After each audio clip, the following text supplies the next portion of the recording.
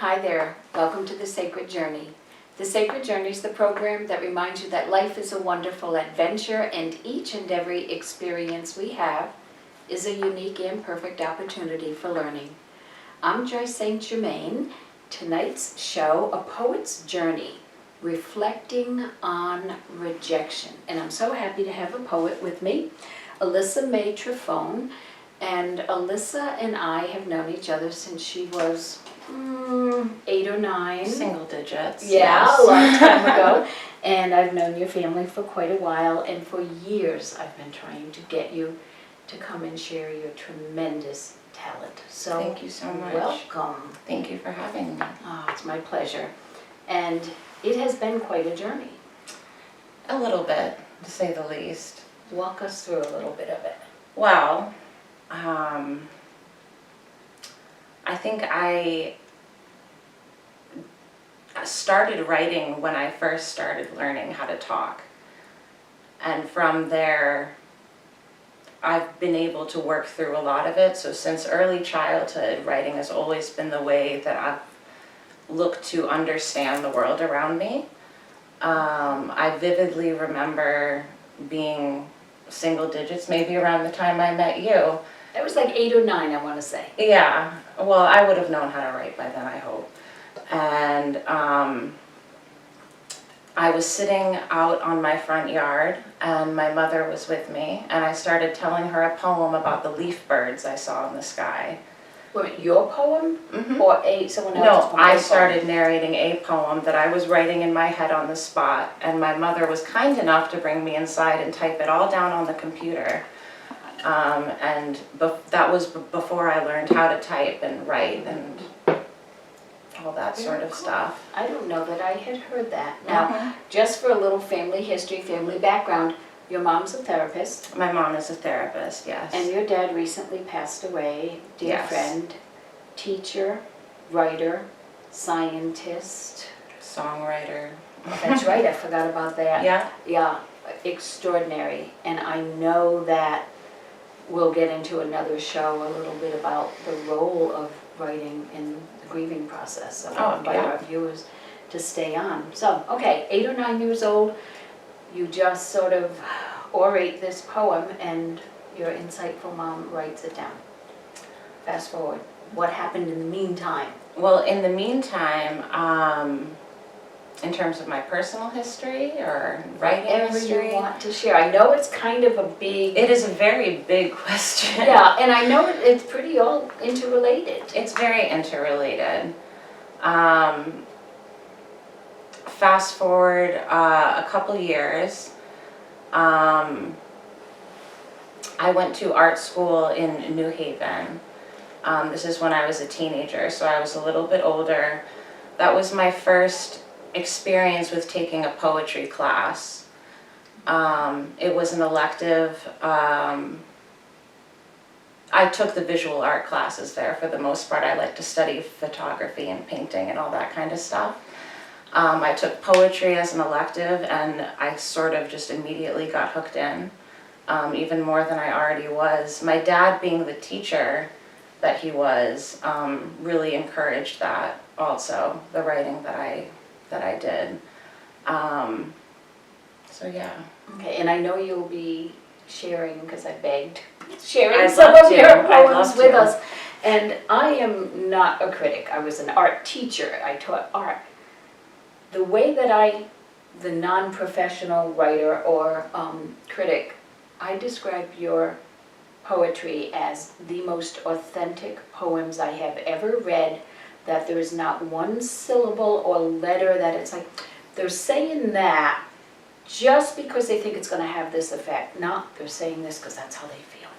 Your stuff is so powerful. Thank you so much. That's something I've certainly tried to do in my writing, is being more honest with myself, with others as the audience. We titled the show The Reflecting on the Rejections. Yeah, how come? And I think that is super important. In my journey as a poet, the more I've started to write and submit and try to get my work out in the world, especially during the pandemic in the last year when we were all kind of stuck at home in quarantine.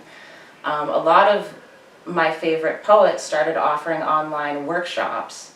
One of them was taught by Megan Falley, who's a pretty well-known poet. She is absolutely incredible. Her workshop series culminated in the advice that we should all try to collect 100 rejection letters from any kind of publisher. 100. 100. And that is 100 times that you have been brave enough to put your voice in the world. That is 100 times that somebody else has read your work, evaluated your work, critiqued it maybe.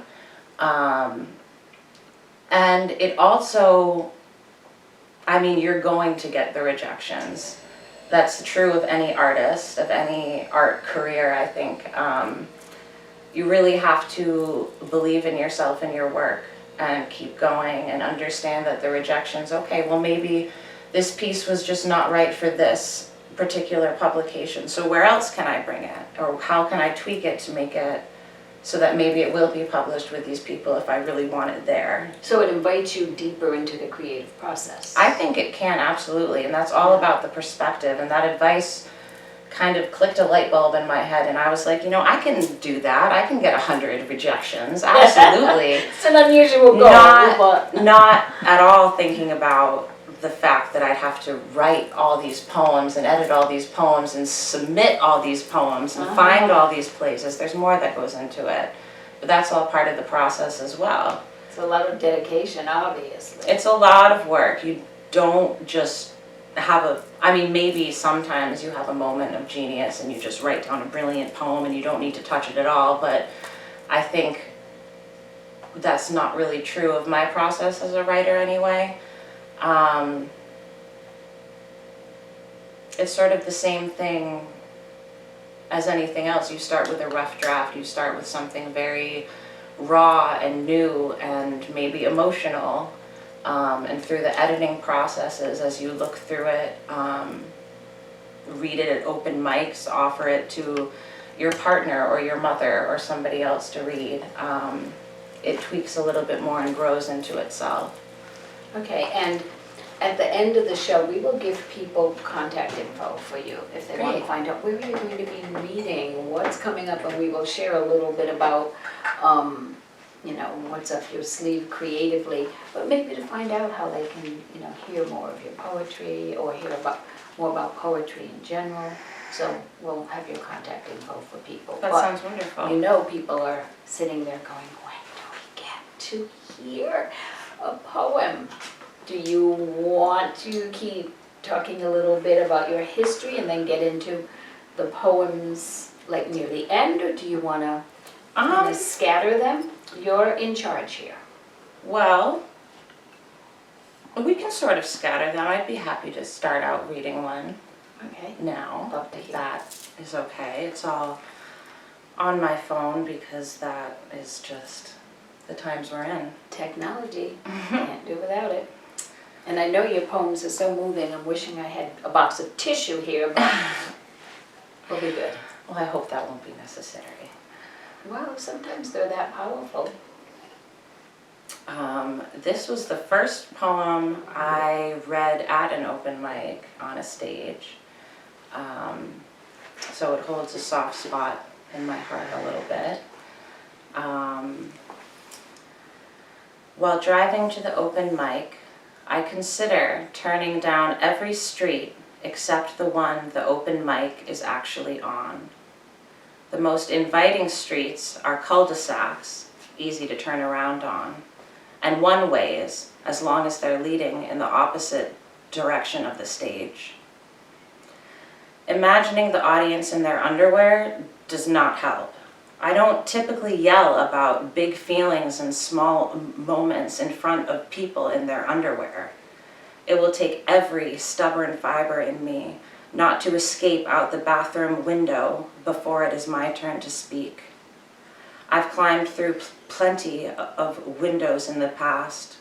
I'm always locking myself out of places I'm supposed to be, while always trying to deadbolt the doors of what came before. The past still has its teeth deep in my shoulders. It is poison ivy coiled around my vocal cords, a boa constrictor squeezing the life out of my throat. Even my screams are stuttered. The past is the ghost haunting the attic of my psyche. The past is a man convincing me that my voice isn't worth being heard. I turn onto the right street and force my hands to steady. The past pulls at me from the back seat, urges me to start the car, drive away, and forget all about this stupid dream of being a poet. But I step out of the car anyway, into the future, which is not to say that this is a pretty ending. The future is my armpits staining my shirt in pools of anxious sweat, imagining the audience laughing as I stammer towards the microphone. The future is me being so stage scared, my tongue tangles worse than a box full of Christmas lights. But the future is knowing that when one light goes out, we all do. So the future is me with my light on, speaking scriptless. The future is me telling the truth. Wow, I had to reach for the tissue. And it's not sadness that it evokes. It is just so incredibly moving when you see and feel and hear someone's true essence. And I don't use that expression, true essence, tritely. And knowing you as long as I've known you. Powerful, and I'm sure to some people very inspiring. Well, thank you. Thank you. And Poetry has always been a way that I felt I could express myself, at least on the page. And recently I've tried to get myself more out there into the world and reading at open mics and anywhere I can. Now there'll be more events now that, we're hopefully almost post-pandemic. I would hope so, certainly. I would certainly hope so. I don't particularly know of anything that I will be at right now. If I do, I will certainly keep everybody posted. Okay. It's definitely been a weird year in terms of performance art of any kind with COVID and everything. You couldn't really do the whole open mic things. There was an event I was invited to that was online. It was virtual, which was very interesting. I was there, I remember. It was unusual. It was an interesting way to do an event like that. Successful, I think. It was. But yeah, the whole world has certainly had to adapt in a really weird way. And for the outsider looking in on, expressions of creativity, and if we can call them finished products, I mean the thing that you present, the sculpture, the painting, the poem, how does it get to that point? And when or how does something become the focus of a poem? Because we have everyday events every second of our lives.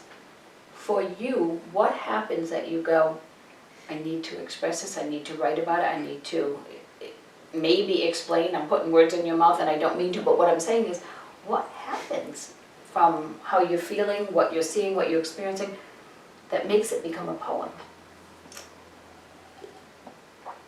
Writing is so much a necessity for me that it's almost like life is the poem and I'm just trying to translate it all the time and get it all down as fast as I can.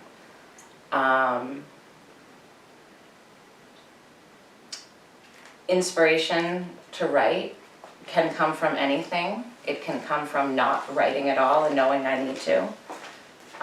It can come from nature. Often it comes from personal experience.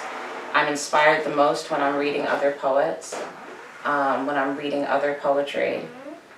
And that shows a lack of ego, by the way. That's People the with best big way to learn. egos don't want to read other people's work, view other people's work. That's So- the best way to learn, I would say, and the best way to submit as well. if you look in the back of some of your favorite books, they often list where that author has previously been published. Often I go through my favorite books to get ideas for where I'd like to submit my own work. So if you're interested in poetry and writing poetry, the best place to start is by reading it. Okay, and I'm making a statement to our viewing audience. And our viewing audience, I don't know, I want to say millions, but I know it's not. But we've been doing the show over 25 years. I am putting out there that I see you teaching, I would love inspiring, guiding. Okay, you heard it here first. That is the intention. Okay, because I think people who do things beautifully, if they have it in them, or if they can somehow pull it up from somewhere to teach and inspire, I think that doubles the gift of the book. I would agree. And again, that's a lack of ego, being willing to share your gifts and inspire other people to find theirs. Can we have another one? Of course. Let me see what I've got in here.